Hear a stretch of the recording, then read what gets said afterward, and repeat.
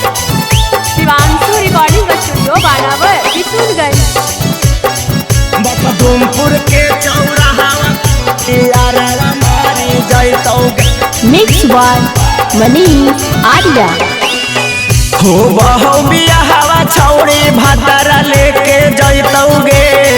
हो बहु बियाहवा छौड़ी भातारा लेके जैतौगे। जहाना के चौराहा पर यारवा मारी जैतौगे। आगे देहाता के चौराहा पर यारवा मारी जैतौगे।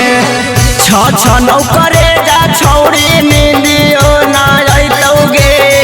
छ नौकरे जा छौड़ी नींदियो ना जैतौगे। मखदूमपुर के चौराहा पर यारवा मारी जैतौगे।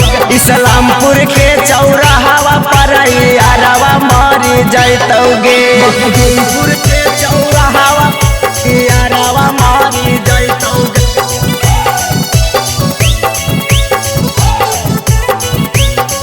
मखदूमपुर के चौराहा यारवा मारी जैतौगे।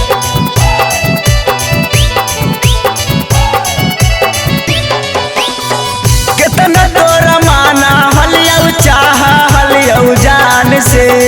तोहरा के मांग हलियौ हमहू भगवान से। भगवान से कितना तोर चाह हलियौ माना हलियौ जान से। तोहरा के मांग हलियौ हमहू भगवान से। भगवान से कोई सब बादा छौड़ी याद भूल जैतौगे।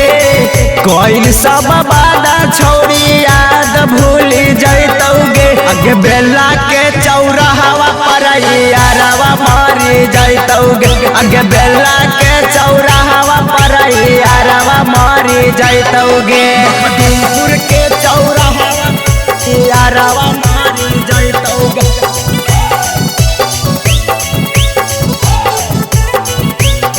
मखदूमपुर के चौराहा यारवा मारी जैतौगे।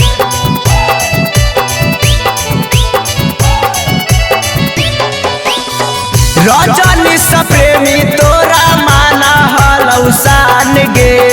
मुनमा के हलहि छौड़ी तो ही ता जान गे। तो ही ता जान रजनी स प्रेमी के हलहि तू जान गे। मुनमा तोरा माना हलौ छौड़ी शान गे। शान गे अजित तोरा कह हे कौ जान चली जैतौगे। अजित तोरा कह हे कौ जान चली जैतौगे। बेला के चौराहा पर यारवा मारी जैतौगे। टेकारी के चौराहा पर यारवा मारी जैतौगे। Shivanshu recording studio Banawar Kishanganj.